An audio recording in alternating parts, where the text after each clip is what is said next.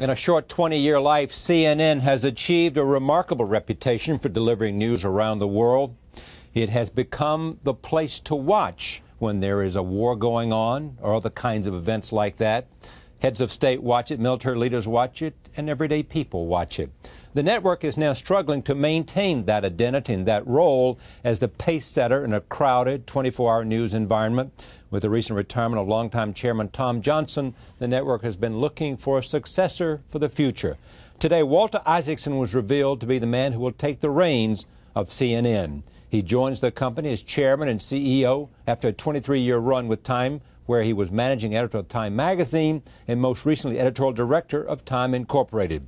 He joins me now from Atlanta. I'm pleased to have him here on this, his first day at CNN. Hey, thank you, Charlie. It's good to be back with you, even if I'm down here in Atlanta now. See, I mean, a man from New Orleans knows that there's something to be said about living in the South, working in the South, and creating in the South. The good thing about growing up in New Orleans is you can come to Atlanta in July and it isn't all that hot feeling. Tell me what appeal this job has for a man who had been editor-in-chief or managing editor of Time magazine, who had been part of the magazine world as well as the world of the Internet. Oh, look, this is the most exciting job in journalism I can possibly imagine.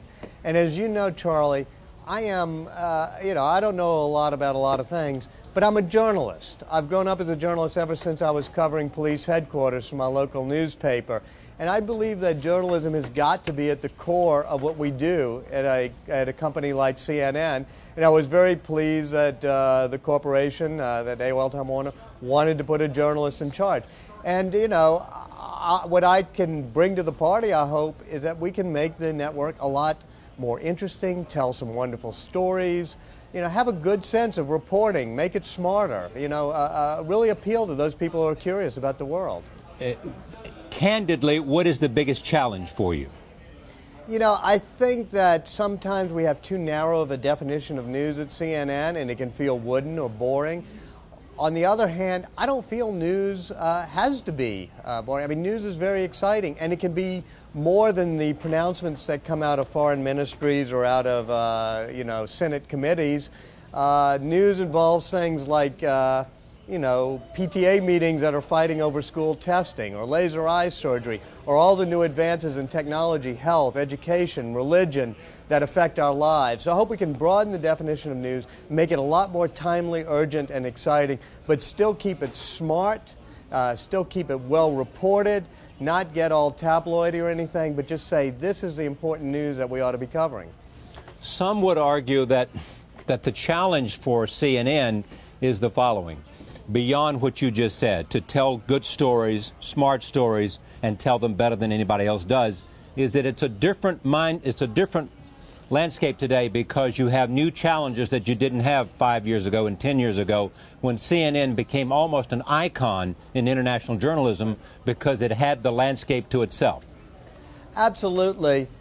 When you have 1,000 sources of information, though, eventually people will gravitate to that source they trust the most. And so I think foremost our goal has got to be the most credible, honest, and trusted name in news. And after a while, all the razzle-dazzle and sensationalism wears off a bit, and you say, I got to be able to believe, I got to be able to trust, I got to be able to think they're honest. And in our souls, we've got to always be striving hard to do good, honest journalism. And in the end of the day, I think that's going to win.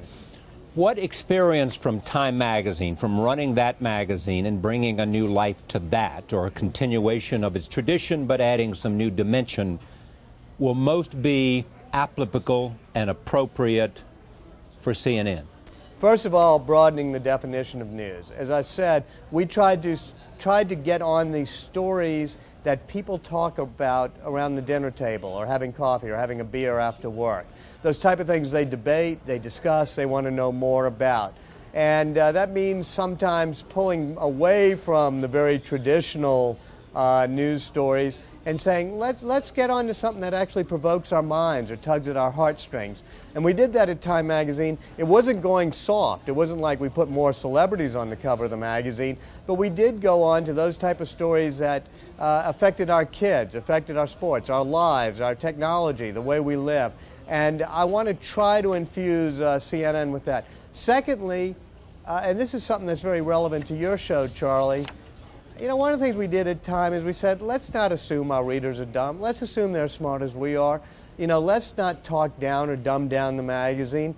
Let's try to have intelligent conversations as if we were talking among our own friends. And I think we want to make CNN more conversational, to feel less like it's homework, and to feel more like it's smart people talking to smart viewers. And how do you do that?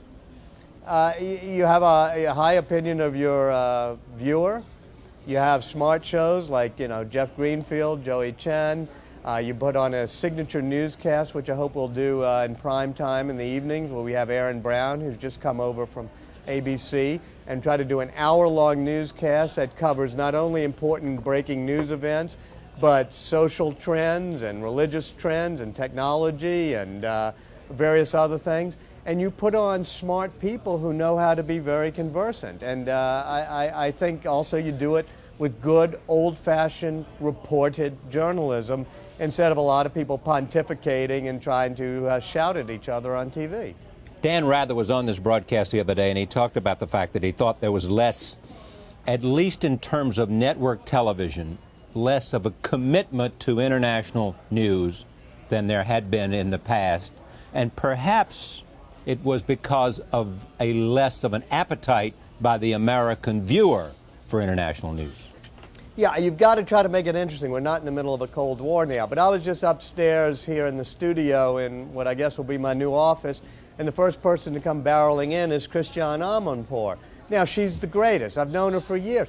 And Christiane can make passionate, make real, make very personal any story, whether it's a story about a crisis in the Middle East or a feature about children and orphans in Bosnia or Kosovo. And she puts herself and her emotions and her thinking into that story. And when you've got great people like her, or you allow them to tell good tales with good narrative and really report them through, people will relate to that, and people relate to any Christiane Amanpour story. So if she knows how to make it smart, we just have to do it more like that. And I hope to have her on the air more. You know, I sure spent a lot of time talking to her this evening, and I hope to see her as soon as we get off the air tonight, and maybe we'll go out and have a drink and figure out how do you make international news more compelling. There was much talk when CNN became part of Time Warner of the idea of leverage. There was much talk at the time that AOL merged with Time Warner of content sharing and symmetry and synergy as well. Yeah. How does that work, and has it been successful in the past? I think it's got to grow naturally. I was over in Hong Kong where the CNN studios and the Time magazine offices and Asia Week are all in the same building, and a lot of our reporters in the magazines have these webcams so that they're actually putting up video both on CNN and on the interactive services. And when something happens in Kathmandu, like the shooting of the royal family or the blind climber from Everest, and there's a Time magazine person there, he can report for the various outlets. I don't think we want to force it too much. I think we want to deal with a variety of news outlets. We're not going to do anything artificial, but I work very closely with Norman Pearlstein, who is my boss at Time Inc., and he and I have talked about it over the past few days of me coming down here. I hope I still have good relations with my friends at the various magazines at Time Inc. And already we have a People magazine show that we just developed that's been running for the past 6 or 7 weeks on Sunday night on CNN called People in the News, and it's a great success. We have in-style minutes on headline news. On Magazine has been doing great technology reports. I looked up this afternoon on CNN, and there's On Magazine, which is a spinoff of Time. So we're going to do a lot more of that, but we're not going to force it. We're not going to do it in a silly way. But do you think their brand names, Time, Fortune, a brand Sports Illustrated, which is already part of the CNN SI. Sports Illustrated. Look, are brand names that can be exploited but have not yet been exploited to the degree that would make it more attractive? Absolutely, without question. Look at each one of these brand names. They are the best brand names in their field. Fortune, Time, Sports Illustrated, Money, In Style, People, Entertainment Weekly, AOL, CNN. This is a company that has built really great brands. How does it build good brands? Because it really trusts in quality and believes that the things we create have to have journalism at the core. That's why I was so eager to take on this job when Jerry Levin and Bob Pittman and Jamie Kellner asked me, because, I understand that if you really believe in the product, if you really believe in reporting and journalism, you're going to create things like Time and Fortune and Sports Illustrated, or like CNN and AOL, that have brand names people trust. And that's that's a legacy we inherited, and we really got to guard that. You have been taking a look at CNN. At least you've been asked for your advice about CNN for the last several months, as other executives at Time Inc. have, because you're in the news business and CNN is in the news business. What mistakes do you think have been made in the last couple of years? Where has CNN gone wrong? Where CNN went wrong, to the extent it did, is it allowed a perception to grow that it had lost its way, that it lost its sense of focus, it's lost its sense of mission. That was partly, I think, just a perception, but that perception infects things. It infects morale and stuff. Secondly, there was a perception that ratings were slipping. Well, guess what? Ratings aren't really slipping, and they're actually starting to tick up again. Also, I don't think CNN should feel it's lost its way. CNN has a very clear mission and has got to quit being distracted by all the other cable channels coming along and say, we believe in our mission. The mission is great journalism. It's putting on signature news shows based on good reporting, good stories, honest analysis, smart discussion. But by losing its way, it wasn't doing those things in the last couple of years? I think every now and then people at CNN were looking over its shoulder and saying, shout radio, talk radio, pontification. Riley's coming on strong. What do we do? I'm not going to talk about any other networks because I think they all do their various things. But I think we should just be focusing on what CNN does. And at the core of what CNN does is actually report stories and try to do it honestly. We should always be on the lookout for any biases, any prejudices we have, because we've got to be out there with notebooks and microphones and cameras reporting stories honestly, and not try to build a network based on, shouting or talking, whatever else, and that sort of thing, or on pontificating. In Louisiana, there are two types of people. There are pontificators and they're storytellers. I believe the people at CNN have a mission, and that's to be storytellers. Let others do the pontificating and the bloviating.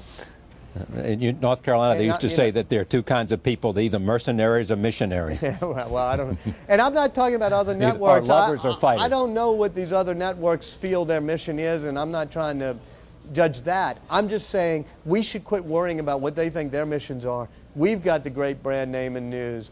The better we report a story, the more fairly we report a story, the more accurately and the more sincerely and the more honestly and the more intelligently we report stories, the better audience we will get. We'll get a smart audience, a high demographic, people who want to stay informed. And that's a basic human instinct, I feel. People say, are you going to grow if you do that? You can get ratings if you do that. Of course, in this information age, there is one basic human instinct, which is, I want to stay informed, fascinated. I want to be engaged. What's the possibility that has been talked about in the press and even amongst some of the participants of a sharing of a joint venture with someone like CBS News? I think there have been ongoing discussions with CBS, other networks. I think that there's possibilities with CBS, ABC, NBC, whatever it may be. I even think there's some other outside print organizations we may want to talk to. I think that at the core of what CNN does is report news globally around the world and produce really smart reporting.